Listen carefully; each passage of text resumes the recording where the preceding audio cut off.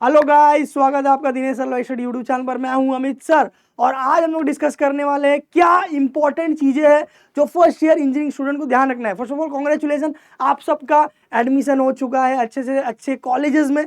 तो अभी हमें ध्यान देना है कि क्या हमें करना चाहिए और क्या हमें नहीं करना चाहिए, डूज क्या है और डोंट्स क्या है। इंजीनियरिंग में जाने के बाद बहुत सारी चीजें आपके लिए नहीं होती है, आप ना जानते हुए भी ना चाहते हुए भी बहुत सारी गलतियां कर देते हो जो नहीं करना चाहिए। और फिर बाद में ऐसा लगता है कि यार काश मुझे कोई ये बताया होता पहले ही, काश मुझे कोई गाइडेंस किया होता, काश मेरा कोई बड़ा भाई है बड़ी बहन इंजीनियरिंग में होती है वो मुझे गाइड कर दे। तो आज हम वो गाइडेंस आपको प्रोवाइड करने वाले हैं, लास्ट तक जरूर देखें। ओके, एक एक पॉइंट बहुत ज्यादा इंपॉर्टेंट है आपके लिए और आपके इंजीनियरिंग करियर के लिए। तो सबसे पहले देखते हैं, तो ये 10 के 10 पॉइंट है। सिर्फ रीड करके समझ में आएगा कैसा? नहीं, तब तो मैं ऐसे डाल दिया रहता आपको कि भाई 10 पॉइंट है पढ़ लो। नहीं, ये चीजों को एक्सप्लेन करना इंपॉर्टेंट होता है, बराबर। आप बोलोगे सर पहले लिखा है ऑल अटेंड ऑल लेक्चर, ये तो हमको ऑलरेडी मालूम है, बट क्यों, रीजन क्या है, वो मैं आपको बताने वाला हूं। ओके, सबसे पहले हमें सारे इंजीनियरिंग के लेक्चर्स अटेंड करने चाहिए। क्यों? क्योंकि इंजीनियरिंग 12th आपने पढ़ा, सीटी आपने पढ़ा, उससे थोड़ा सा और कॉम्प्लेक्स है। जब हम लोग फर्स्ट लेक्चर देखते हैं, ओके, जैसे कि आपने डेरिवेटिव सीखा है, इंटीग्रेशन सीखा है, डेरिवेटिव अभी फर्स्ट लेक्चर में फॉर एग्जांपल डेरिवेटिव का बेसिक बताया जाएगा। फिर सेकंड लेक्चर में फिर डेरिवेटिव के जैसे कि एओडी बताया जाएगा, एप्लीकेशन ऑफ डेरिवेटिव क्या होता है। फिर थर्ड लेक्चर में उसका क्या एप्लीकेशन यूसेज होता है इंडस्ट्री में। ओके, ये मैं एग्जांपल बता रहा हूँ। अगर फॉर एग्जांपल अभी 3-4 लेक्चर हुए यहाँ से यहाँ तक की जर्नी, बीच में कोई लेक्चर मिस हो गया तो आगे का समझेगा क्या? नहीं समझेगा। जैसे कि फर्स्ट इंटीग्रेशन हम लोग सीखते हैं, फिर हम लोग इंटीग्रेशन का जो है यूसेज आगे सीखते हैं कि भाई इनडेफिनेट होता है, डेफिनेट होता है, फिर एओडीआई होता है। वैसे ही इंजीनियरिंग में क्या होता है, कोई भी टॉपिक बहुत ज्यादा कॉम्प्लेक्स होती है, एक एक सम 2-3 पेज के होते हैं। तो जब आप फर्स्ट लेक्चर बैठते हो, सेकंड लेक्चर बैठते हो, बीच में कुछ मिस हुआ थर्ड लेक्चर, तो फोर्थ लेक्चर में क्या चल रहा है आपको कुछ नहीं समझेगा। फिर धीरे धीरे वो सब्जेक्ट को आप हार्ड लगने लगेगा और आप उसको निग्लेक्ट करने लगोगे, उसको बोलोगे बाद में पढ़ते, इस तरह से वो सब्जेक्ट हमारा वो सब्जेक्ट हो जाता है। ये किसी भी सब्जेक्ट के साथ हो सकता है। इंजीनियरिंग में हर एक सेमेस्टर में 6-6 सब्जेक्ट है, इसीलिए सारे लेक्चर अटेंड करना इंपॉर्टेंट है। अटेंड ऑल लेक्चर्स, ओके, एक को भी मिस नहीं करना है। कोई भी लेक्चर्स बंक मत करो। अरे सर इंजीनियरिंग में आए हैं, डिग्री में आए हैं, अभी मजा नहीं करेंगे तो कब करेंगे? इंजीनियरिंग की लाइफ फर्स्ट टाइम होती है, जो कॉलेज की लाइफ होती है, सीनियर लाइफ में आजादी मिलती है। ओके, ये फर्स्ट टाइम होता है सर, ये एंजॉय नहीं करेंगे तो कैसा चलेगा?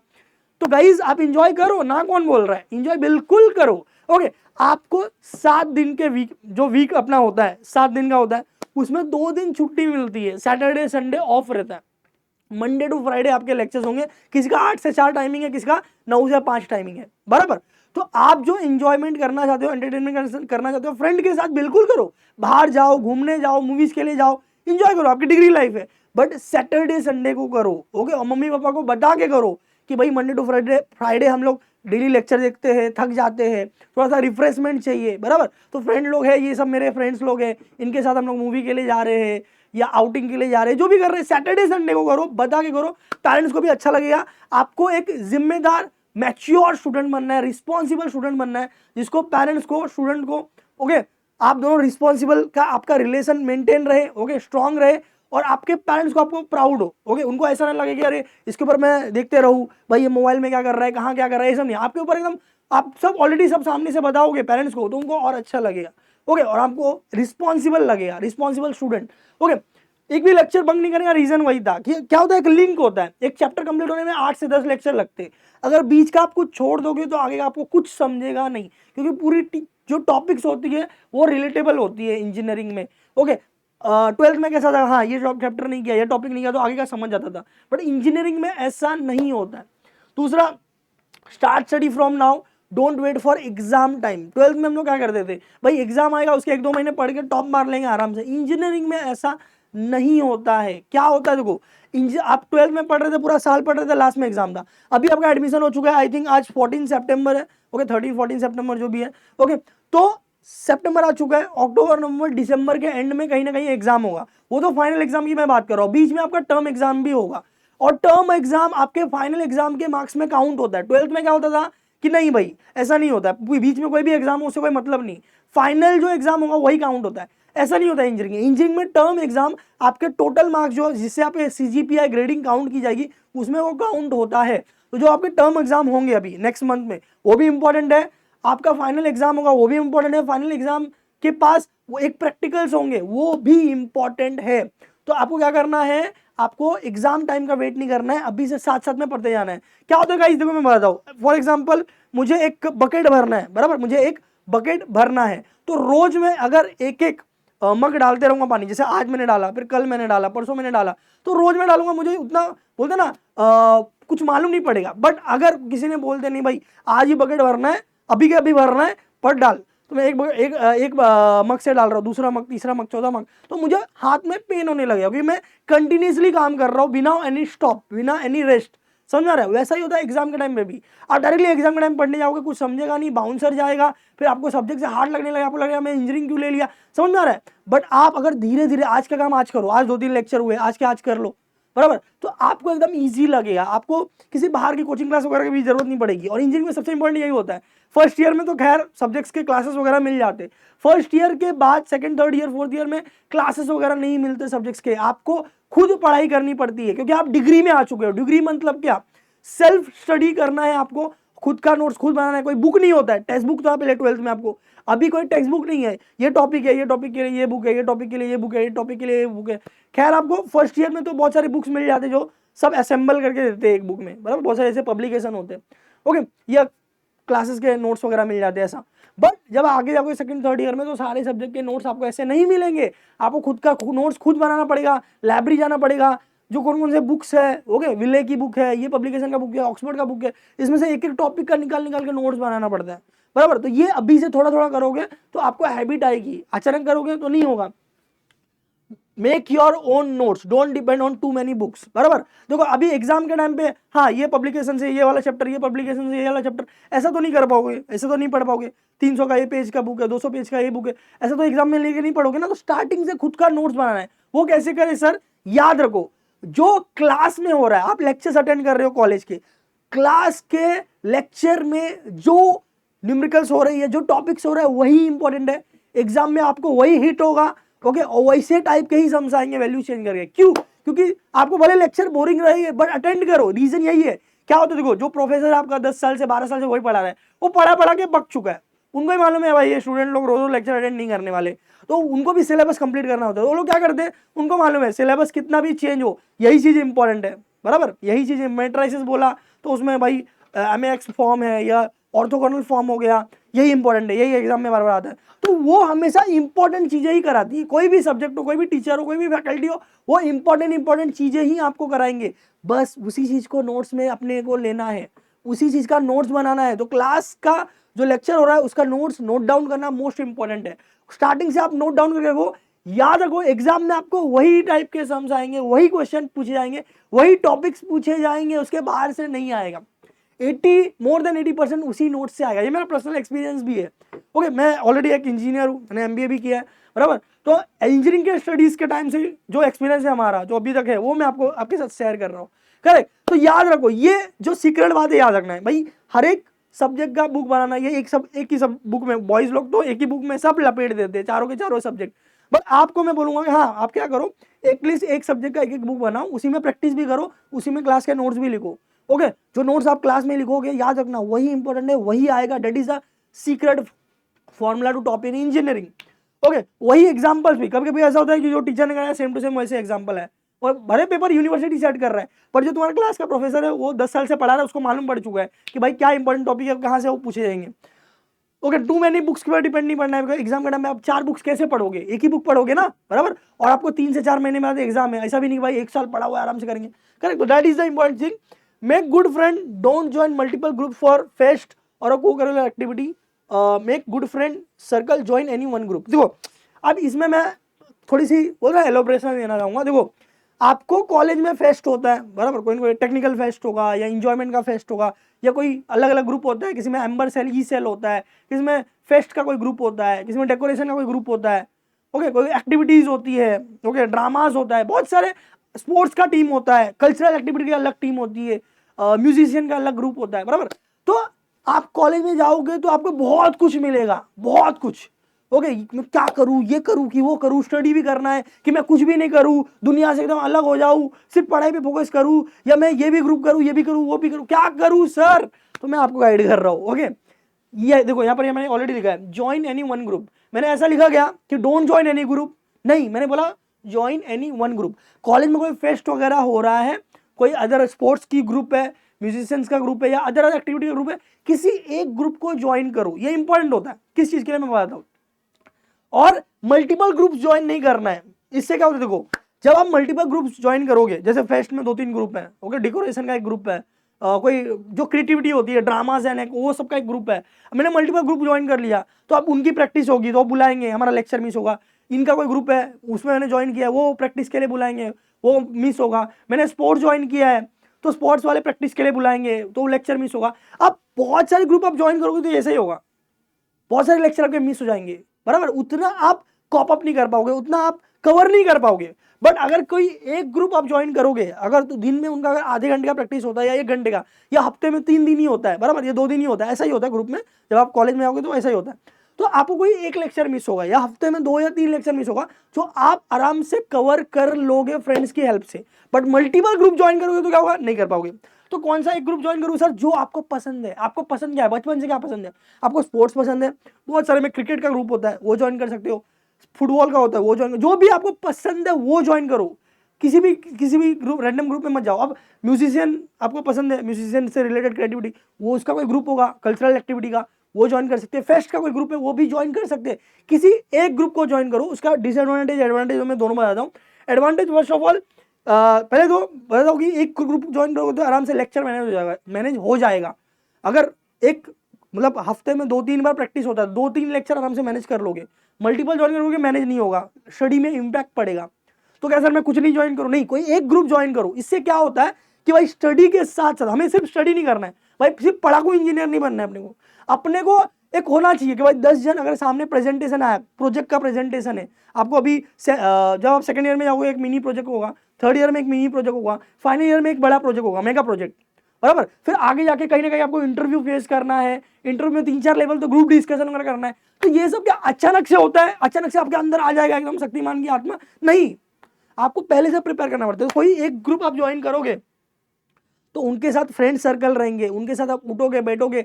इससे क्या होगा, आप एक्टिविटीज जो भी है, जैसे स्पोर्ट्स हो गया, स्पोर्ट्स में आप पार्टिसिपेट कर रहे हो, या फेस्ट है, फेस्ट में पार्टिसिपेट कर रहे हो, वहां पर आप 10 जन के सामने, ग्रुप के सामने रिप्रेजेंट करोगे। ओके, समझ आ रहा है। तो अंदर से कॉन्फिडेंस बढ़ेगा, आपका कॉन्फिडेंस बूस्ट होगा, पब्लिक स्पीकिंग स्किल आएगी आपके अंदर। ओके, 10 जन के साथ बिहेवियर क्या होता है, अडेप्टेबिलिटी क्या होती है, ओके, वो सब चीजें आप सीखोगे, जो आपके लिए इंपॉर्टेंट होता है लाइफ स्किल्स में। आपका जो लाइफ है, आगे जाके आपको इंजीनियरिंग में, इंडस्ट्री में काम करना है, इंटरव्यूज देने हैं, तो उसमें वो चीजें मैटर करती है। आपके अंदर पब्लिक स्पीकिंग स्किल है कि नहीं, आप ग्रुप को रिप्रेजेंट कर पा रहे हो कि नहीं, लीडरशिप एबिलिटी है कि नहीं, 4 जन के साथ आप घुल मिल पाते हो कि नहीं, अडेप्टेबिलिटी है कि नहीं, बराबर। या अकेले में आप एटीट्यूड में रहते हो, आप इंट्रोवर्ट तो नहीं हो, आप एक्सट्रोवर्ट हो कि नहीं, आप बात कर पा रहे हो कि नहीं। तो ये सब चीजें कब होती है, जब किसी एक ग्रुप का आप ज्वाइन करते हो कॉलेज का, तो वहां पर आप ऑटोमेटिकली धीरे धीरे आपके अंदर ये सारे स्किल्स अडेप्ट होते हैं, जो किसी इंजीनियरिंग बुक में नहीं मिलेंगे। इससे आपका क्या होता है, आप इंजॉय भी कर रहे हो, आपका कुछ पर्सनल हॉबी जो होगी उसको भी एक अच्छा सा किक मिल रहा है, आपका पर्सनैलिटी डेवलप हो रहा है, आपका स्टडी भी नुकसान नहीं हो रहा, क्योंकि एक ही ग्रुप ज्वाइन किया आपने, मल्टीपल ग्रुप तो ज्वाइन नहीं किया, और आपका एजुकेशन भी लाइन पे है। समझ में आ रहा है। तो हमें ऐसा नहीं कि भाई पूरा आइसोलेट हो जाना है एकदम, हाँ समझ रहे हो, एकदम संन्यास ले लेना, सिर्फ पढ़ाई करना, नहीं, अपने को सब करना है, दोनों मैनेज करके चलना है। तो any one group you can join, जो आपको पसंद है, जो आपको पसंद है, रैंडम नहीं करना है, जिसमें आपकी क्रिएटिविटी है वही सिलेक्ट करना है, कुछ भी नहीं करना है। समझ में आ रहा है। ओके, और समझ लो कि सर मुझे मालूम ही नहीं, मैं कुछ नहीं करता हूँ। जैसे बहुत सारे लोग रहते हैं 90+ वाले, उनका ऐसा हॉबी नहीं होता है। उनका हॉबी क्या होता है, रीडिंग बुक, और या और कुछ रहता है, जैसे कि रीडिंग बुक होता है, या क्विज शोज में पार्टिसिपेट करना अच्छा लगता है, वो कर सकते हो ऐसा, या उनका और कुछ रहता है, पढ़ाई से रिलेटेड रहता है, एजुकेशन से रिलेटेड। तो आप क्या कर सकते हो, आप नॉर्मल अपने जो फ्रेंड सर्कल बना सकते हो, और हर एक साल हर एक कॉलेज में क्या होता है, पेपर प्रेजेंटेशन होता है, research paper presentation, poster presentation, ये पूरा एजुकेशन से रिलेटेड है। इंजीनियरिंग में कुछ नई टेक्निक आई है, कोई नई टेक्नोलॉजी आती है, उसके बारे में 2-3 जन का ग्रुप बना के रिसर्च करके प्रोजेक्ट डेवलप करके, non performing project, performing project बना करके, आपका कोई भी एग्जीबिशन रहेगा या जर्नल सबमिट होता है, उसमें आपको रिप्रेजेंट करना होता है, या टेक फेस्ट होता है तो उसमें रिप्रेजेंट करना होता है। तो paper presentation, poster presentation, sorry, तो ये 2 वर्ड याद रखो, ये आप कॉलेज में जाओगे आपके सीनियर लग से पूछ सकते हो कि भाई पेपर प्रेजेंटेशन होता है क्या, यहाँ पर रिसर्च जर्नल प्रेजेंटेशन होता है क्या, पोस्टर प्रेजेंटेशन होता है क्या। जो पढ़ाकू लोग हैं ओके उनके लिए मैं बोल रहा हूँ, ये आपके रेज्यूमे को बिल्ड करेगा। आप पेपर प्रेजेंटेशन करते हो, पोस्टर प्रेजेंटेशन करते हो, कौन सा प्रोजेक्ट आपने प्रेजेंट किया, आपके रेज्यूमे में ऐड होगा। या कोई कल्चरल फेस्ट में आप हो, कोई कॉलेज के कल्चरल फेस्ट में हो, वहां पर आपने वॉलंटियरिंग भी की है, तो वो दिखाता है कि आप बोलते ना आपके अंदर अदर करिकुलर एक्टिविटी भी है, या आप सिंगिंग करते हो, डांसिंग करते हो, आपने स्टेज शो परफॉर्म किया हुआ है, या स्पोर्ट्स में नेशनल लेवल में, स्टेट लेवल में। ये दिखाता है कि आपके अंदर सारे प्रकार से डेवलपमेंट हुआ है, पर्सनैलिटी डेवलपमेंट हुई है, बराबर। आपने स्टेज शो कोई किया तो इससे मालूम पड़ता है कि आपके अंदर पब्लिक जो फेसिंग एबिलिटी होती है वो है, फियर नहीं है आपके अंदर। तो ये आपके इसी 4 साल के इंजीनियरिंग में आप सीखोगे। ऐसा आप अलग से कहीं क्लास वगैरह नहीं होता है इसका, ये लाइफ सिखाती है। ये लाइफ स्किल आपके लिए इंपॉर्टेंट होता है इंजीनियरिंग के बाद, ओके, या इंजीनियरिंग का प्लेसमेंट में भी ये सब काम आता है। तो आपको ये सब करना है, इंजॉय भी करना है, पढ़ाई भी करनी है, सब करना है, एक साथ बैलेंस करके चलना है। ये पॉइंट मैंने कहीं ना कहीं डाला होगा। इंजॉय ऑन वीकेंड्स, इंजॉय करो, क्योंकि क्या होता है मैं बताता हूँ। आपके पापा मम्मी काम करते हैं 8 से 5, 8 घंटे या 9 घंटे का जॉब होगा, वैसे ही आपका इंजीनियरिंग होने वाला है। सुबह 8 बजे आओगे, शाम को 5 बजे थके मारे घर पे आओगे, वापस सेम डे सेम हाल। तो लगातार जब पर्सन 4-5 दिन सेम वही 8-8, 9-9 घंटे का जॉब होता है तो वो थक जाता है। वो सिर्फ फिजिकली नहीं थकता है, वो मेंटली भी थक जाता है। आपको मैं बोलूंगा भाई ये चीज है, इसको कुछ नया बनाना है, आप कुछ सोच नहीं पाओगे, बराबर। नया क्रिएटिविटी नहीं आता, इनोवेटिव नहीं आता है। इसीलिए वीकेंड होता है इंजीनियरिंग में। वीकेंड बहुत इंपॉर्टेंट होता है, सिर्फ इंजीनियरिंग में लिए नहीं, मतलब इंजीनियरिंग आप कर रहे हो, पढ़ाई कर रहे हो उसके लिए नहीं, सैटरडे संडे आपको छुट्टी मिलेगा इसके लिए नहीं, ओके। आप जब वर्किंग कल्चर में जाओगे वहां पर भी आपको देखने मिलेगा कि सारी कंपनीज, बड़े से बड़े टीसीएस, कैपजेमिनी हो गया या इन्फोसिस हो गया, सबके पास 2 दिन का वीकेंड मिलता है, सैटरडे संडे। आईटी जॉब्स में क्या होता है, आपको कोडिंग प्रोग्रामिंग करना है, बट कोडिंग प्रोग्रामिंग के साथ साथ क्रिएटिविटी आनी चाहिए आपके प्रोजेक्ट में, उसके लिए होता है माइंड का रिलैक्सेशन। इसीलिए 5 डे वर्किंग कल्चर है हमारे इंडिया में, अब्रॉड में भी, ओके, आईटी कंपनीज में, टेक ब्रांचेस में, जो आप सुनना चाहते हो टेक ब्रांचेस में। क्योंकि 5 दिन आप काम करने के बाद आपकी क्रिएटिविटी पूरी जा चुकी होती है, तो 2 दिन है आप रेस्ट करते हो तो क्रिएटिविटी वापस से आती है आपके माइंड में। वैसा ही आपको यहाँ पर स्टडी में भी करना है। आपको सिर्फ फोर्सफुली स्टडी नहीं करना है, फोर्सफुली इंजीनियर नहीं बनना है, आपको इसको इंजॉय करके करना है। तो आप वीकेंड का यूटिलाइज करो। वीकेंड में आप बाहर जाओ, फ्रेंड लोग के साथ जाओ, घूमो फिरो, या आपके होमवर्क वगैरह असाइनमेंट रह जाते हैं वो करो। बट कहने का मोटो क्या है, पेरेंट टीचर जो भी सुन रहे हो या स्टूडेंट सुन रहा है, कहने का मोटो ये है कि आप वीकेंड पे एंजॉय करो, जो भी करना है वीकेंड पे करो, सैटरडे संडे करो। मंडे टू फ्राइडे एक भी लेक्चर बंक नहीं होना चाहिए, लेक्चर बंक करके कहीं पर जाना नहीं चाहिए। ये आज के यूथ में क्रेज है, भाई बंक करके आते हैं, एकदम बड़ा वाला काम किया, नहीं, ये आपका लॉस हो रहा है। आपने फीस भरा है, पढ़ने के लिए पढ़ा है, एग्जाम में जैसे मैंने बोला कि भाई एक लेक्चर आप मिस करोगे ना, दूसरे लेक्चर में कुछ नहीं समझेगा, एकदम ब्लैंक लगेगा, आपको लगेगा इस सब्जेक्ट में छोड़ दूं, भले वो इजी सब्जेक्ट हो। इंजॉय करना है, वीकेंड में करना है। मंडे टू फ्राइडे एक लेक्चर का लॉस नहीं होना चाहिए।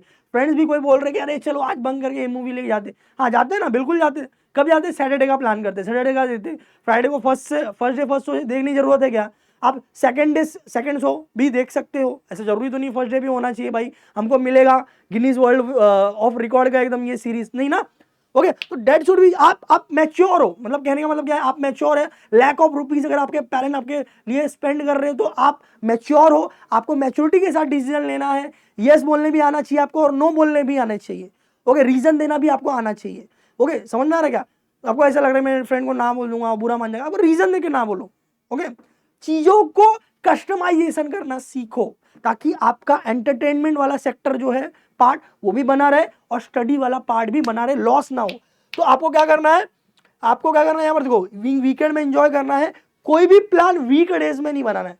आप घूमने का फिरने का प्लान बनाओ, वीकेंड में बताओ, पेरेंट को भी बताओ, ओके, और घर पे भी बता के जाओ, फ्रेंड लोग के साथ जाओ, एंजॉय करो, बट वीक डेज में लॉस नहीं होना चाहिए। यही चीजें आपको आपके फ्रेंड को भी बताना चाहिए, क्योंकि मैंने बहुत सारे मेरे फ्रेंड्स है कि मैंने पर्सनली भी फेस किया है कि भाई एक लेक्चर जब मिस होता था ना, सेकंड लेक्चर मैं समझता ही नहीं था कि गलती से मैंने BEEE में कॉन्सेप्ट होता है जो ये होता है, मतलब IR सर्किट का होता है, ओके। उसमें अलग अलग लॉज होते हैं, कुलाम्स का लॉ लगता है, ओम्स का लॉ लगता है, सर्किट लॉ लगता है। तो गलती से मैंने एक लेक्चर मिस कर दिया था। नेक्स्ट लेक्चर में जो लोग Ohm's law, Coulomb's law use करके सर्किट का किरचॉफ्स लॉ बना रहे थे या किरचॉफ्स लॉ का न्यूमेरिकल्स कर रहे थे, तो वो मेरे समझ में नहीं आ रहा था, भाई किरचॉफ लॉ का न्यूमेरिकल क्यों नहीं आ रहा है, मुझे क्यों नहीं आ रहा? क्योंकि जिस दिन उसका डायग्राम और सर्किट बनाया जा रहा था और छोटे छोटे पार्ट में बताया जा रहा था ये ओम्स लॉ कब यूज होगा, कुलाम्स लॉ कब यूज होगा, कैसे यूज होगा, ये इंजीनियरिंग में टॉपिक है BEE में, तो वो टाइम में मैं एब्सेंट था, तो मुझे न्यूमेरिकल बिल्कुल नहीं समझा, और उसका न्यूमेरिकल आता है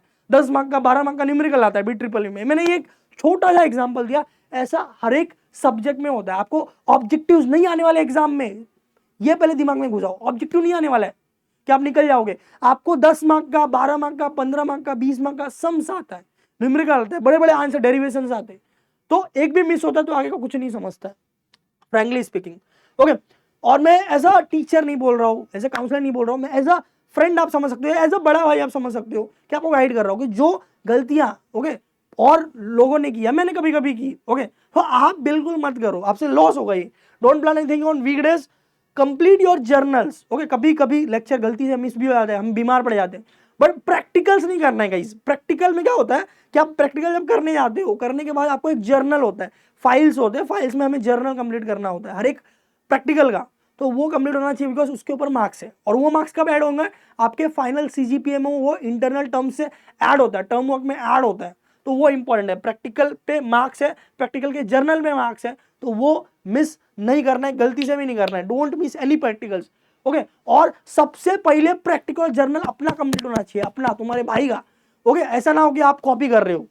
एक्चुअली क्या होता है, कॉलेज में हम समझाते हैं ना, कोई एक स्टूडेंट कंप्लीट कर लेता है जर्नल और सब लोग लाइन से उसी का कॉपी कर दे, फिर जर्नल में क्या हुआ है किसी को कुछ समझ में नहीं आता है, कॉपी पेस्ट हो गया, जर्नल हो गया, बात खत्म। नहीं, आप प्रैक्टिकल कर रहे हो, उसको समझो, उसको किस तरह से निकाला जा रहा है, किस तरह फाइंड आउट किया जा रहा है, किस तरह से यूज किया जा रहा है। ऐसा क्यों बोल रहे हो सर, वो तो एक्सपेरिमेंट ही है ना। नहीं, इंजीनियरिंग में यही तो डिफरेंट है। इंजीनियरिंग में क्या होता है, प्रैक्टिकल में जो सम्स आपको आते हैं, न्यूमेरिकल्स, ओके, जो कॉन्सेप्ट आपको आता है इंजीनियरिंग में, वही चीजें आपके थियरी सब्जेक्ट में भी होती है, वही न्यूमेरिकल्स आपके थियरी सब्जेक्ट में भी होता है, और वैसे ही टाइप के न्यूमेरिकल आपको एग्जाम में भी पूछे जाते हैं। इसीलिए इंजीनियरिंग के प्रैक्टिकल्स कहीं ना कहीं मैटर करते हैं, मार्क्स पॉइंट ऑफ व्यू से भी और कॉन्सेप्ट पॉइंट ऑफ व्यू से भी।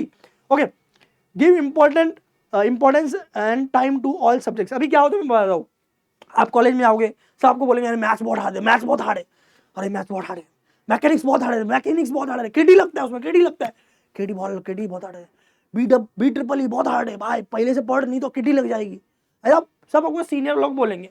तो आपने फिर क्या किया, दिमाग में आपके भर गया भाई मैकेनिक्स मैथ्स BEE यही सब्जेक्ट है, बाकी सब नल्ले सब्जेक्ट है, ऐसा आपके दिमाग में घुस गया। एग्जाम्पल में ले रहा हूँ, एग्जाम्पल ले रहा हूँ। फिर आप क्या करोगे, मैकेनिक्स सीरियसली पढ़ना है भाई, हफ्ते में 2 दिन वही करना है, हफ्ते में 2 दिन मैथ्स करना है, हफ्ते में 2 दिन BEE करना है।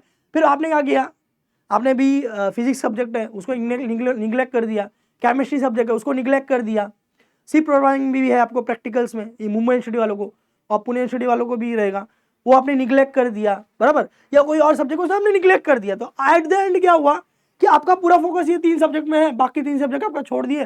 जब आप पढ़ने जा रहे हो तो सब आपको हार्ड लग रहा है, केमिस्ट्री और फिजिक्स इजी होता है इंजीनियरिंग का, बट आपको एकदम हार्ड लगेगा, उसके न्यूमेरिकल्स हार्ड लगेंगे, क्योंकि आपने उसमें कभी फोकस नहीं किया। तो आपको 6 के 6 सब्जेक्ट को इक्वल टाइम देना इंपॉर्टेंट होता है, इक्वल इंपॉर्टेंस देना इंपॉर्टेंट होता है, क्योंकि कहीं ना कहीं जैसे आपको परसेंटाइल सिस्टम था, बराबर, यहां पर भी कैसा CGPA सिस्टम है, पॉइंटर सिस्टम है, बराबर, तो सारे सब्जेक्ट में अच्छा स्कोर आ जाएगा, तब जाके ओवरऑल CGPA जो होता है, जो कि 10 में से होता है, 7+ हमेशा लाना चाहिए हमें, ओके, वो अच्छा आएगा, क्योंकि अब आपके सारे सब्जेक्ट अच्छे होंगे। इससे एक और चीज होगा कि भाई सारे सब्जेक्ट अच्छे होंगे तो किसी भी सब्जेक्ट में KT लगने का डर नहीं होता। अभी KT क्या होता है, बहुत लोग कमेंट में ये डालेंगे KT क्या होता है। KT का मतलब होता है कीप टर्म, मतलब अगर 6 सब्जेक्ट है, किसी एक सब्जेक्ट में आप गलती से फेल हो जाते हो, गलती से फेल हो जाते हो, तो वो लग गई KT। कितनी सब्जेक्ट की लगेगी KT, एक सब्जेक्ट की। अब फॉर एग्जांपल फर्स्ट सेम में एक सब्जेक्ट की KT लग गई, अगले एक सेम में गए तो कुछ अलग होने वाला नहीं, वहां पर भी 6 सब्जेक्ट होगा, और ये एक सब्जेक्ट का KT लग गया, तो 6+1 कितना हो गया, 7 सब्जेक्ट। अब आपको कितना सब्जेक्ट पढ़ना है, 7 सब्जेक्ट। अब आप पहले सेमेस्टर में 6 सब्जेक्ट नहीं पढ़ पा रहे हो, 5 सब्जेक्ट आपने सिर्फ किया है, तो दूसरे सेमेस्टर में 7 सब्जेक्ट कैसे करोगे। गलती से उसमें समझ लो एक और KT लग गया, तो 6 सब्जेक्ट, उसमें एक KT लगा, एक सब्जेक्ट और यहाँ पर पहले से एक KT था, 2 KT। तो जब आप सेकंड ईयर में जाओगे, सेकंड ईयर के फर्स्ट सेमेस्टर में, मतलब सेम 3 में एक 2 और वापस 2 KT लग गया, मतलब 2 सब्जेक्ट एक्स्ट्रा हो गया, और अभी मुझे वापस कितना सब्जेक्ट है, 6 सब्जेक्ट, 6 सब्जेक्ट प्लस 2 सब्जेक्ट, अब मुझे कितने सब्जेक्ट पढ़ने पड़ेंगे, 8 सब्जेक्ट। समझ में आ रहा है, जब आपसे 6 सब्जेक्ट मैनेज नहीं हो रहा है, 8 सब्जेक्ट कैसे मैनेज करोगे, समझ में आ रहा है। तो ये गलती से भी अगर फर्स्ट सेमेस्टर में KT लगता है तो ये सिलसिला चालू हो जाता है चेन रिएक्शन के ऐसा, और फिर स्टूडेंट को इंजीनियरिंग हार्ड लगने लगती है, केटी लगने की वजह से रेज्यूमे खराब हो जाता है, और फिर हमें सुनने मिलता है कि भाई इंजीनियर बेरोजगार है। कौन बोला इंजीनियरिंग बेरोजगार है? इंजीनियरिंग में बेरोजगारी नहीं है भाई। आप टेक ब्रांच में आओ, आपको एक भी सारे सब्जेक्ट में 7+ पॉइंटर है, आपको अच्छे से कोडिंग प्रोग्रामिंग लैंग्वेज आता है, लेटेस्ट टेक्नोलॉजी जो भी चल रहा है जावा या रिएक्ट जीएस या जो पाइथन है वो आपको आ रहा है, क्यों नहीं जॉब मिलेगा? बहुत जॉब है मार्केट में, बहुत जॉब है टेक ब्रांच के लिए, अच्छे से अच्छे पैकेज मिलते हैं। बट जो आप न्यूज में पढ़ते हो इंजीनियरिंग में जॉब नहीं है, बेरोजगारी है, या ये स्टूडेंट घर पे बैठा हुआ है, या पढ़ा लिखा का टमकाना का लड़का बैठा हुआ है, उसकी लड़की बैठी हुई घर पे, जॉब नहीं है, इंजीनियरिंग करके पैसा बर्बाद हो गया। इसी केसेस में जो ये केस मैंने बताया, केटीज लगने लगेंगे, रेज्यूमे खराब होगा, प्लेसमेंट कौन देगा? आपकी खुद की कंपनी है, आपने 50 लाख इन्वेस्टमेंट डाला हुआ है, तो आप ऐसा चाहोगे कि मेरे कंपनी में ऐसा कोई कैंडिडेट काम करे जो किसी सब्जेक्ट में केटी है, किसी सब्जेक्ट में फेल हुआ है? नहीं। आप क्या सोचोगे, भाई 50 लाख की मेरी कंपनी है, 1 करोड़ की मेरी कंपनी है, तो मैं ऐसे कैंडिडेट को उठाऊं जो डायमंड्स हो, जेम्स हो, जिनको बेस्ट से बेस्ट कोडिंग प्रोग्रामिंग आती हो, जो मेरे लिए बेस्ट काम करे। आज मेरा कंपनी का 50 लाख का टर्नओवर है, नेक्स्ट ईयर 1 करोड़ हो, नेक्स्ट ईयर 2 करोड़ हो। मैं स्टार्टअप कंपनी का एग्जांपल दे रहा हूँ। ऐसे ही सारी कंपनी सोचती है, और आपका रहेगा तो आप भी यही सोचोगे। इसीलिए आपको केटी गलती से भी नहीं लगाना है। लग गया तो सिलसिला चालू होगा, सिलसिला चालू होगा तो फिर जो मैंने कहानी बताई छोटी सी ग्लिम्स में, वो आपके साथ हो सकता है। मैं डरा नहीं रहा हूं, मैं आपको जस्ट बता रहा हूं कि ये गलतियां हमें नहीं करनी है। एज ए इंजीनियरिंग स्टूडेंट हमें रिस्पॉन्सिबल बनना है, मैच्योर बनना है, और जो मैं बता रहा हूं वैसा करना है। और it is very easy task, difficult नहीं है, डिफिकल्ट बिल्कुल नहीं है। आपको 100 में से 40 नंबर 40% चाहिए रहते हैं पासिंग के लिए इंजीनियरिंग में, तो बहुत ईजी है। आप रेगुलर लेक्चर अटेंड करो, जो सर पढ़ा रहे हैं वो नोट करो, और सिर्फ आप उतना पढ़ के जाओगे ना तो भी आपको 70-80% आएगा, जो कि 7-8 CGPA आराम से हो जाएगा, और बेस्ट प्लेसमेंट उसमें रखा हुआ है। ईजी है, बिल्कुल ईजी है, ओके, कुछ डिफिकल्ट नहीं है। पर बच्चे क्या करते हैं, भाई अभी डिग्री आया है, इंजीनियरिंग आया है, एंजॉय करते हैं, अभी गणपति है, फिर 10 दिन की नवरात्रि आएगी, और CS में अच्छी लड़कियां हैं, IT में अच्छी लड़कियां हैं, फिर माहौल बनेगा, फिर ग्रुप बनेगा, फिर बोलेंगे हम लोग चल इधर जाते हैं, रिसोर्ट में जाते हैं, आउटिंग करते हैं, ये वो करते हैं। और मैंने बोला ये सब कुछ बुराई नहीं है, आपका डेज है, इंजीनियरिंग का डेज है, डिग्री का आप इंजॉय करो। बट मैंने क्या बोला था, आपको वीकेंड्स में करना है। और बच्चे क्या करते हैं, सारे लेक्चर छोड़ के इंजॉय करने जाते हैं वीकडेज में, और वो उसकी गलती होती है। ओके, वो उसकी गलती होती है। हमें ये सब करना है, कब करना है? वीकेंड में करना है, वीकडेज में नहीं करना। That is the point. Okay, कम गिव इंपॉर्टेंस टाइम टू, ये मैंने बता दिया। फेवरेट सब्जेक्ट प्रीफर नहीं करना है। बहुत लोग ऐसा भी करते हैं कि भाई मेरे को ना आगे जाके IT कंपनी में काम करना है, तो मैं सिर्फ C प्रोग्रामिंग पढ़ेगा, मैकेनिक्स से मेरा कुछ लेना देना नहीं है, मेरे को ये नहीं पढ़ना है, एग्जाम के टाइम पे देख लेंगे। फिर एग्जाम के टाइम पे वो देखता है तो एकदम शॉक हो जाता है, अरे ये क्या है, ये क्या है, ट्रस्ट ये क्या होता है, प्रोजेक्शन ये क्या होता है, काइनेटिक्स ये क्या होता है, काइनेमेटिक्स ये क्या होता है, सब बाउंसर जाता है। क्यों? क्योंकि भाई C प्रोग्रामिंग फेवरेट है, टेक सब्जेक्ट फेवरेट है, वो ही कर रहा है। मैकेनिक्स उसने देखा नहीं, बट फर्स्ट सेम में मैकेनिक्स है, वो तो देखना ही पड़ेगा, बराबर। इसीलिए सारे सब्जेक्ट को इक्वल इंपॉर्टेंस देके पढ़ना है उसको, exam at least exam point of view से। आप टेक ब्रांच को इंपॉर्टेंस दो, उसमें और अच्छा पढ़ो, सर्टिफिकेशन कोर्सेज करो। आप बहुत सारे फ्री सर्टिफिकेशन कोर्सेज अवेलेबल है NPTEL पे, स्वयं आप ये सब गूगल पे सर्च कर सकते हो, यूडेमी पे, कोर्सेरा पे, बहुत सारे सब फ्री प्लेटफॉर्म्स अवेलेबल है। मैं पेड नहीं बोल रहा हूँ, मैं किसी पेड को प्रमोट नहीं कर रहा हूँ, फ्री में बोल रहा हूँ। फ्री जो भी फ्री में देता है कर सकते हो, फ्री में ज्ञान कहाँ पड़ता है ले सकते हैं। ओके, बट आपको क्या करना है, अगर मैकेनिकल का सब्जेक्ट है, नॉन टेक है, तो उसको छोड़ो मत। आपके सब्जेक्ट में है ना, करिकुलम में है, तो करना पड़ेगा आपको एग्जाम पॉइंट ऑफ व्यू से। Make a balance between work life, study, enjoyment. Make balance between work life. ये जो मैं सीख दे रहा हूं ये सबके लिए होता है, ना सिर्फ स्टूडेंट के लिए बल्कि वर्किंग प्रोफेशनल्स के लिए भी, जो 8 घंटा जॉब के लिए जाते हैं, बराबर। और स्टडी एंजॉयमेंट, आपको फिलहाल एज अ स्टूडेंट स्टडी और एंजॉयमेंट मेंटेन करना है। देखो वर्क लाइफ बैलेंस मैं फर्स्ट ऑफ ऑल बता देता हूँ, जो एक छोटा सा रूल है, एक लाइन का रूल है, ओके, और आपको फ्यूचर में बहुत काम आएगा जब आप जॉब करने जाओगे। देखो आप जॉब करने जा रहे हो, तो ये बॉक्स है जॉब प्लेस का, ये बॉक्स का है जॉब प्लेस का है। तो जॉब प्लेस की जगह पे जॉब प्लेस की बातें करनी है, जॉब के से रिलेटेड सब कुछ, बराबर। अब आप ऑफिस से बाहर निकले, घर को आए, ये घर का डब्बा है, ओके। घर में सिर्फ घर के रिलेटेड बात करो, आपकी मम्मी है, पापा है, पेरेंट्स होंगे, फैमिली होंगे, बच्चे होंगे कल को, उनसे घर से रिलेटेड ही बात करो। जॉब की चीजें यहाँ पर नहीं डालनी है, घर पे, घर की चीजें जॉब के जगह पे नहीं डालनी है। जो जहां पर है वहां पर उस चीज का ही डिस्कशन करो और उस चीज के बारे में ही सोचो। घर पे जॉब के बारे में मत सोचो, भाई 8 घंटा करके आए बस बात खत्म, ओके। और जॉब में हो तो प्रॉपर्ली जॉब के बारे में सोचो, घर पे क्या चल रहा है, घर पे क्या खाना बना हुआ, वो मत सोचो, that is called as a work life balance, बराबर, कि भाई वर्क आवर खत्म होते ही पर्सनल लाइफ एंजॉय करना है, पर्सनल लाइफ का खत्म वर्क स्टार्ट होती वर्क में। स्टडी एंजॉयमेंट में क्या होगा सर, ऐसा ही इधर भी होगा, ऐसा भी इधर होगा। इसमें ये जो बॉक्स मैंने बताया, स्टडी मतलब मंडे टू फ्राइडे सीरियसली पूरा का पूरा स्टडी, बराबर। सैटरडे संडे आपका इंजॉयमेंट पीरियड है, तो इंजॉयमेंट पीरियड में इंजॉयमेंट करो, स्टडी के पीरियड में स्टडी करो। कभी कभी ऐसा हो सकता है कि मंडे टू फ्राइडे में स्टडी का ओवरलोड हो जा रहा है, ओवरलोड हो जा रहा है मतलब भाई बहुत असाइनमेंट मिल गए, सेल्फ स्टडी नहीं कर पा रहा हो, तो आप सैटरडे संडे को यूटिलाइज कर सकते हो, एकदम ना नहीं बोला मैंने, कर सकते हो। बट गलती से भी सैटरडे संडे जो इंजॉयमेंट वाला पार्ट है वो वीकडेज में नहीं लाना है, मंडे टू फ्राइडे में नहीं लाना है। ओके, इधर का उधर जा सकता है पर उधर का इधर नहीं लाना है, that is the thing. Okay, तो स्टडी और एंजॉयमेंट, और जैसे मैंने बताया था कोई एक ग्रुप आप ज्वाइन करना चाहे कर सकते हो, आपका पर्सनैलिटी डेवलपमेंट के लिए। ओके, जो आपकी पब्लिक स्पीच होती है, ओके, वो इम्प्रूवाइज करने के लिए। और जितने भी फ्रेंड्स होते हैं, मैं मानता हूँ कि महाराष्ट्र है, अपने फ्रेंड्स वगैरह जो है मराठी सर्कल के होते हैं, मेरे भी बहुत सारे फ्रेंड्स थे, बट आप जब कॉलेज में जा रहे हो try to speak in English.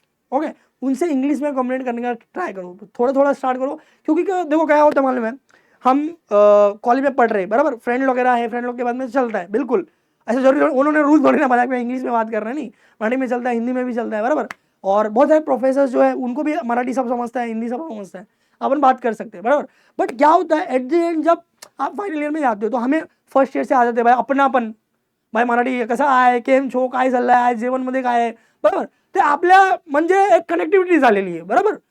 पण जेव्हा आपण इंटरव्ह्यूमध्ये जातात, ते इंटरव्ह्यूला आलेलं आहे HR वगैरे, बराबर, त्यांना सगळी चीज़ें इंग्लिश में पाहिजे, बराबर, उनको सब चीज़ इंग्लिश में एक्सप्लेन करना है। तो जब हम कंफर्टेबल जोन में हैं, अपना पर्सनल लैंग्वेज मराठी या हिंदी जो भी है वो उससे बाहर नहीं निकल पाते, बराबर। आप उससे बाहर निकलोगे, फ्रेंड के साथ टीचर के साथ इंग्लिश में बात करोगे, स्टार्टिंग में टूटा फूटा करोगे, वो एकदम एकदम टूटा फूटा, 10 में से मैंने नंबर दिया 1 2, सेकंड ईयर में जाओगे थोड़ा सा और इंप्रूव होगा ना, आप टूटा फूटा बोल रहे हो फ्रेंड के साथ, फ्रेंड्स को भी बोलने का, ओके, और टीचर लोग के साथ भी थोड़ा सा और बढ़ेगा। 10 में से मैंने नंबर दिया 4, थर्ड ईयर में गए थोड़ा और टूटा फूटा बोल रहे हो, थोड़ा और मतलब थोड़ा थोड़ा कम हुआ, मतलब बोल नहीं रहा, कम हुआ, तो आप थर्ड ईयर में जब जाओगे तो आपकी थोड़ी सी कनेक्टिविटी बढ़ जाएगी इंग्लिश में, ग्रामर्स आप यूटिलाइजेशन सीख जाओगे, क्योंकि लैंग्वेज इज व्हाट, जब आप यूज करोगे तभी आप सीखोगे। इसका कोई क्लास लगा के मतलब नहीं है, मैं क्लास लगाने नहीं बोल रहा हूँ, क्लास लगाने नहीं बोल रहा हूँ, फ्रेंड के साथ आपस में बात करो, ओके, चीज़ों को इंग्लिश में पढ़, इंग्लिश न्यूज़पेपर्स वगैरह पढ़ सकते हैं, आपका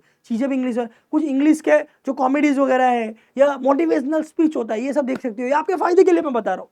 तो क्या होगा जब थोड़ा थोड़ा करोगे ना, तो first year, second year, third year, मैंने फर्स्ट ईयर में 2 नंबर दिया था, सेकंड ईयर में 4 नंबर दिया, थर्ड ईयर में 6 नंबर दिया, तो कहीं ना कहीं फाइनल ईयर तक आके 10 आउट ऑफ मतलब 8 आउट ऑफ 10 हो जाएगा।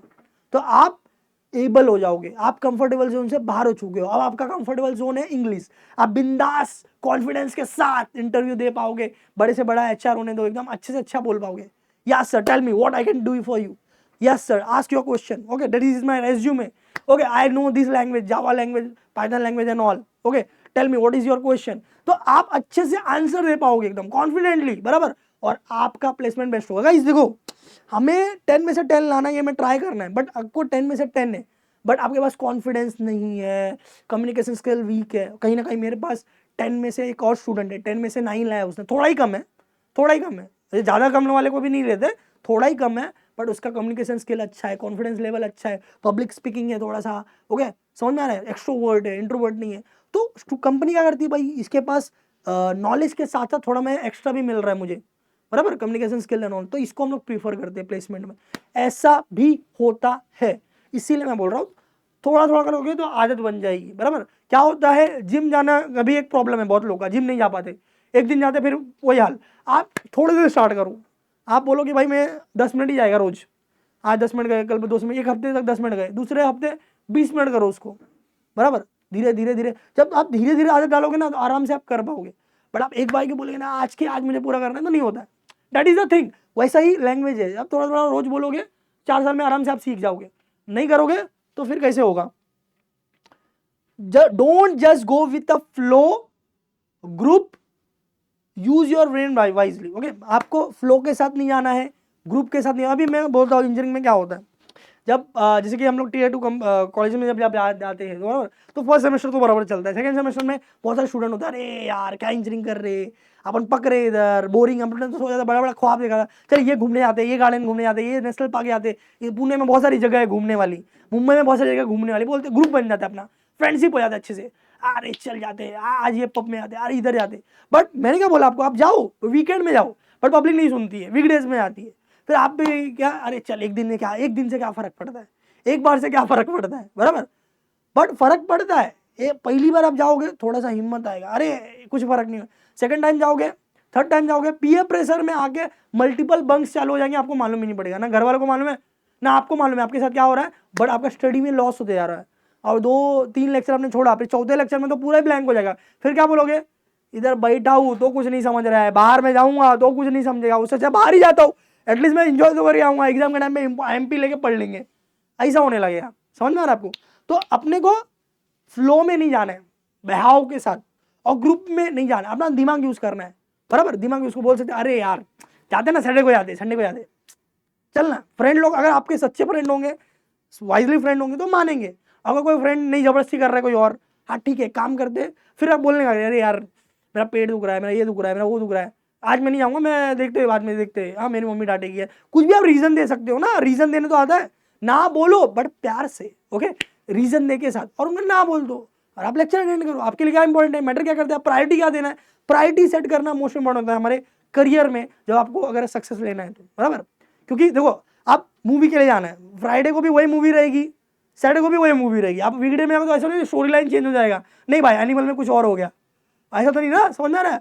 तो that is the thing, use your brain wisely, you are 18 plus now, you are mature now, your career is in your hand, your success is in your hand, your parents have invested in you a lot, उन्होंने अपना 9-9 घंटा job करके किसी के पापा के 10 महीने की सैलरी कॉलेज में डाला है, किसी के पापा ने 3-4 महीने की सैलरी कॉलेज में डाला हुआ है, ओके। आप वो सोचो कि वो 9-9 घंटा या 8 घंटा काम कर रहे हैं 3 महीने के लिए, 4 महीने के लिए, उससे जो पूरा पैसा आ रहा है 9 घंटे का खून पसीना, वो आपके पढ़ाई के इन्वेस्टमेंट में लिए डाला हुआ है। तो क्या आपको मतलब क्या करना चाहिए ये मैं नहीं बताऊंगा, आप मैच्योर हो, आप इनफ हो डिसीजन लेने के लिए, आप मैच्योर हो काफी, आप अपना डिसीजन खुद ले सकते हो, that is the point, use your brain wisely, manage the term and UT exam, okay. देखो कैसे मैंने बोला, जिसके मुंबई यूनिवर्सिटी में जो नया पैटर्न आया हुआ है, ओके, 60 मार्क का एग्जाम होने है, पहले पैटर्न थोड़ा अलग था, 80 मार्क का था, 20 मार्क का टर्म एग्जाम होता था, 2 टर्म एग्जाम में एवरेज पकड़ा जाता था, अभी मुंबई यूनिवर्सिटी का पैटर्न में बता रहा हूँ, 60 मार्क का रिटर्न एग्जाम होगा, 20-20 मार्क का 2 बार टर्म एग्जाम होगा, तो that is consist of 100 mark, तो टर्म एग्जाम इंपॉर्टेंट है, जो यूटी होगा, यूनिट टेस्ट होगा, वो आपके लिए इंपॉर्टेंट है। अगर यूटी में कम नंबर आया तो ओवरऑल नंबर तो कम हो जाएगा ना, समझ में आ रहा है? इसीलिए यूटी को भी इंपॉर्टेंस दो, 1 महीने के बाद एग्जाम होगा, उसमें क्या पढ़ने वाला है, 1-2 चैप्टर ही आता है, 1-2 चैप्टर करना इजी होता है, फाइनल एग्जाम में पूरा सिलेबस आने वाला है, उसमें करना बहुत डिफिकल्ट होता है। मैं बताना चाहूंगा कि जब मैं अपने इंजीनियरिंग डेज में था, मुझे केमिस्ट्री बहुत पसंद था, बहुत, मैं केमिस्ट्री में आउट ऑफ लाया करता था, बराबर, बाकी सब्जेक्ट थोड़े कम होते थे, but chemistry is my favourite, out of लाना ही, क्लास का टॉपर, एकदम क्लास का टॉपर बन गया, अच्छी से एकदम रिस्पेक्ट मिलती है, टीचर्स लोग के नजर में आता है, he is a very good student, तो अपने को ओरल में बहुत अच्छा नंबर मिलता है, ओरल में अरे ये केमिस्ट्री का टॉपर है ना। देखो एक होता है इन द क्लासरूम, एक होता है outside the classroom, staff room, उसमें सब आपस में बात करते, अरे नए बच्चे आए हुए हैं, इसने इतना परसेंट लाया, इतना परसेंट लाया, बराबर, फिर बात होती है, अरे यूट्यूब में टॉप किसने किया, अरे मैम आपके सब्जेक्ट में किसने टॉप किया, अरे अमित ने टॉप किया, बस चर्चा चालू। अभी एक जन ने बोला कि अमित ने टॉप किया, उधर 6 प्रोफेसर है, सबके माइंड में आ गया अमित मतलब टॉपर, टॉपर मतलब अमित, बराबर, उसके माइंड में एक सेट हो गया कि हाँ ये बच्चे ने ये सब्जेक्ट में टॉप मारा है, मतलब ये अच्छा पढ़ने वाला बच्चा है, इसको फुल मार्क्स देना है अपने को। तो ये एक होता है हाइप जनरेट होना। तो यूटी से आप क्या कर सकते हो, हाइप जनरेट करके अपना रेपुटेशन बना सकते हो, रैपो बना सकते हो, और इसका फायदा कहाँ मिलेगा हमें, प्रैक्टिकल एग्जाम में, क्योंकि 100 मार्क जो मैंने बोला 20 ओरल हो गया, UT1 UT2 और फिर 60 मार्क का, और फिर 25 मार्क का होता है टर्म वर्क अलग से, तो 125 मार्क का पूरा काउंट हो गया। एक सब्जेक्ट का एग्जाम्पल मैं बता रहा हूँ, वो आपका पूरा CGPI बनता है, तो वो जो टर्म मार्क 25 मार्क होता है, जो टीचर के हाथ में होता है, वो आपको पूरा का पूरा मिलेगा। समझ में आ रहा है? इनफैक्ट मैं एक और चीज बताना चाहूंगा कि भाई फर्स्ट ईयर में ओके, आपका पेपर वगैरह जो है वो कहीं बाहर नहीं जाता है, कॉलेज वाले चेक करते हैं, बराबर। तो जब उनको आपको पता है, आपके बारे में रेपुटेशन ऑलरेडी बना हुआ है, तो आपका वो थोड़ा बहुत गलती होगा तो भी निग्लेक्ट करेंगे। समझ में आ रहा है? तो ये सिर्फ फर्स्ट ईयर में नहीं, सेकंड थर्ड ईयर में भी होगा। तो आपका कितना बेनिफिट हो रहा है। आप वही टीचर है, बराबर, वही सेम 2 में भी केमिस्ट्री वही पढ़ाने वाले हैं, मैथ्स वही पढ़ाने वाले हैं। अभी टेक लैंग्वेज हो गया, सी प्रोग्रामिंग, तो नेक्स्ट ईयर में डीएसए वगैरह सब्जेक्ट होगा सेकंड ईयर में, तो वही प्रोफेसर आने वाले। कहने का मतलब ये है कि प्रोफेसर के सामने अच्छा रेपुटेशन आपका बनना चाहिए, आपका पूरा इंजीनियरिंग के लिए हेल्पफुल होने वाला है। उनसे ना पंगा लेना है, स्वीटली बात करना है, अच्छा अपने रेपो होना चाहिए, क्लास में एकदम गुडविल होना चाहिए। समझ में आ रहा है? खराब रेपो नहीं होना चाहिए। अरे ये लड़का तो हमेशा बंक मार दे रहा है, अरे बंक मारा ना टीचर, वो जरूर उसका आपका लीडर जो है ना वो भी उसमें होगा, ऐसा नाम नहीं होना चाहिए, अच्छा नाम होना चाहिए। That is the one example I have given. Manage term, UT exam, KTs, okay, do maximum written practice, don't just mug up और ओरल स्टडी। ये सबसे बड़ी वाली गलती है जो सब लोग करते हैं। सब लोग मतलब ऑल स्टूडेंट। देखो इंजीनियरिंग में टॉप मारना बहुत डिफिकल्ट है। ओ मिलता है, अरे लास्ट में मिलता है अंडा, नहीं ओ नहीं, ओ का मतलब होता है आउटस्टैंडिंग। जब आप 10 में से 10 सीजीपीए लाते हो तो ओ मिलता है, ओ इज आउटस्टैंडिंग। ओके, आपने अभी तक ए पढ़ा होगा, A class, first class with distinction. Engineering में आता है ओ लेना बहुत बड़ी वाली बात होती है। एक सब्जेक्ट में मेरा भी ओ था, जैसे मैंने बोला एक सब्जेक्ट मुझे बहुत ही पसंद है, वैसे ही तो हमेशा ट्राई करो ओ लेने का, 10 आउट ऑफ 10 सीजीपीए लेने का ट्राई करो। ओके, तो यहाँ पर गलती क्या हुई सर, मैं वही बता रहा था कि भाई इंजीनियरिंग में 10% स्टूडेंट या मैक्स 20% स्टूडेंट जो है जिनका सीजीपीए 8 के अबाव होता है। मैंने ऐसा नहीं बोला 10 आउट ऑफ 10, मैंने बोला 8 के अबाव। समझ में आ रहा है? मतलब 80% स्टूडेंट का 8 के नीचे रहने वाले। क्यों? क्योंकि भाई सबने एक ही गलती की है, क्या भाई, मगअप, ओरल स्टडी। हाँ सर ने ये पढ़ाया, मैं घर पे जाके हाँ देख लिया, अरे हाँ इसको ऐसा डेरिवेशन किया है, ऐसा ऐसा किया है भाई, ये है PV directly proportional to RT, PV equal to NRT, ऐसा पी प्रोपोर्शनल टू ये कर लिया, डेरिवेशन मेरा है, मैथ्स भी है, हाँ आइट्रेशन 1 इसमें ये हुआ, आइट्रेशन 2 ये, आइट्रेशन 3 ये। हाँ घर पे जाके भाई सब इंजीनियरिंग का क्या कर रहे हैं, ओरल स्टडी कर रहे हैं। आप इंजीनियरिंग कर रहे हो, 2 पेज का सम है, ओरल से बाय हार्ट हो जाएगा, और क्या वो बाय हार्ट किया हुआ दिसंबर के एंड तक याद रहेगा? हाँ संबंध नहीं, ऐसा सिलेबस है उसमें क्या क्या क्या याद करोगे, क्या रट्टा मारोगे? तो आपको मैक्सिमम रिटन प्रैक्टिस करना है, चाहे वो मैथ्स होने दो, मैकेनिक्स होने दो, फिजिक्स होने दो, केमिस्ट्री होने दो, सी प्रोग्रामिंग का होने दो, प्रोग्रामिंग होने दो, कोई और सब्जेक्ट होने दो, मैक्सिमम रिटन प्रैक्टिस करना है। आप ओरल देख रहे हो, देखो, देख के बाद बिना देखे भी एक बार रिटन प्रैक्टिस करो कि भाई ये जो PV equal to NRT derivation है, ये मैं जो कर रहा हूँ मैं फिजिकली कर पा रहा हूँ, मतलब physically means what, written format में मैं कर पा रहा हूँ कि नहीं कर पा रहा हूँ। हर एक चीज का रिटन प्रैक्टिस होना इंपॉर्टेंट होता है। जो मैक्सिमम रिटन प्रैक्टिस करता है इंजीनियरिंग में वो टॉप मारता है, दैट इज द रूल। और इंजीनियरिंग में चेंज होता है। एक और चीज मैं बताता हूँ, ऐसा नहीं होता जैसे 12th में कोई 90 मार के लाया, कॉलेज में आया जेई का है, जेई का टॉपर है भाई, 99+ लाया है, ऐसा जरूरी नहीं कि इंजीनियरिंग में वही टॉप मारेगा। मैंने कॉलेज में बहुत सारे एग्जाम्पल्स ऐसे देखे हैं कि पलटी हो गया भाई, पलटी हो गया। ओके, जो 80 परसेंटाइल वाला स्टूडेंट आया था वो क्लास का टॉपर बन गया, और जिसने 90+ लाए थे, 90+ वाले भी है, उसको एवरेज स्कोर आ रहा है 60-70 का। तो ऐसा होता है क्योंकि बोलते ना, it is a new start, it is a new beginning. What you are doing that is the impactful thing जो रिफ्लेक्ट करेगा आपके रिजल्ट में। आप टॉपर बन सकते हो, आप भले आपका 3rd राउंड के बॉटम में नाम आया हो, बट आप इंजीनियरिंग में टॉपर बन सकते हो, क्लास के टॉपर। ऐसे बहुत सारे एग्जांपल्स हैं, जिसमें से एक एग्जांपल था अजय खुशवा, जो इंटरव्यू आपने देखा था दीदी सर के साथ। He was a average student था, ओके, बट फर्स्ट ईयर भी उसका एवरेज स्कोर ही था, बट उसने मेहनत की, मैक्सिमम रिटन प्रैक्टिस किया। आपका क्या क्या प्रॉब्लम होता है, आपका प्रॉब्लम क्या हो रहा है, क्या समझ में नहीं आ रहा है, इशू क्या है, वो फाइंड आउट करके उसका सॉल्यूशन निकालने का ट्राई करने का, ये उसका फॉर्मूला था कि भाई प्रॉब्लम क्या है, मेरा स्कोर क्यों नहीं आ रहा है। वो प्रॉब्लम को सॉल्यूशन निकाल के बेस्ट से बेस्ट स्कोर लाता था, that is the out off score. Okay, तो दैट इज, ये वाला आपके अंदर होना चाहिए। क्या? ये वाला अंदर एटीट्यूड होना चाहिए, भाई प्रॉब्लम क्या है, क्यों नहीं आ रहा है स्कोर, जरूर आएगा, क्यों नहीं आएगा, उसका सॉल्यूशन निकालो और उसके ऊपर काम करो, that is the thing. Okay, ये एटीट्यूड आपके अंदर होना चाहिए। तो ये वो गलतियां हैं जो मैक्सिमम स्टूडेंट करते हैं, जो मैंने डॉन्ट्स में लिखा है। ओके, समझ में आ गया? ये नहीं करना चाहिए, बट फिर भी वही करते, और जानबूझ के नहीं करते, अनजाने में हो जाता है। छोटी सी गलती हुई, फिर थोड़ी और बड़ी गलती हुई, फिर थोड़ी और गलती हुई। आज हमने 1 लेक्चर मिस किया, कल 2 लेक्चर मिस किया, परसों 3 लेक्चर मिस किया, चौथों पूरा दिन ही बंक कर दिया, बराबर। तो ये धीरे धीरे गलतियां बढ़ती है, मालूम नहीं पड़ता हमें, हमसे अनजाने में होता है। तो आपको मैक्सिमम रिटन प्रैक्टिस करना है। तो ये 10 के 10 पॉइंटर बहुत इंपॉर्टेंट है।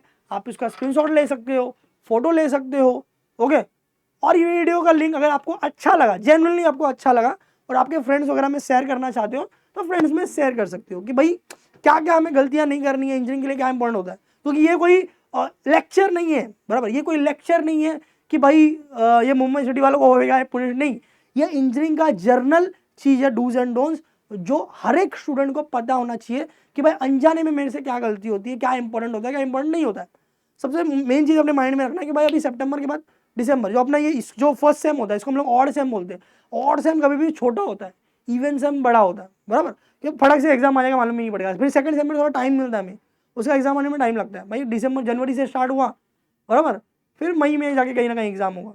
फिर मई के बाद जो ऑड सेम हो गया वापस से वो बहुत छोटा होगा, फटाफट जाएगा, क्योंकि इसमें बहुत सारे फेस्टिवल्स आते हैं। गणपति आ गई, दुर्गा पूजा आ गया, मतलब ये अपना नवरात्रि, फिर अपना दिवाली आ गया, फिर फेस्टिवल बहुत आते हैं, इसलिए हमें ये जो ऑड सेम है बहुत छोटा लगता है, टाइम बहुत कम मिलता है, मैनेज नहीं होता time. Whereas even same is very good. तो आपको स्टार्टिंग से अपना स्कोर मेंटेन करना है। आपको बहुत अच्छा लगा तो जेन्युइनली लाइक करो, फ्रेंड्स के साथ शेयर करो, और किसी टॉपिक के ऊपर आपको वीडियो चाहिए, कोई प्रॉब्लम है कोई, तो आप कमेंट में जरूर डालो, उस टॉपिक के ऊपर रिसर्च करके हम लोग वीडियो जरूर लाएंगे। गाइस मिलते हैं अगले वीडियो में, ऑल द बेस्ट गाइस।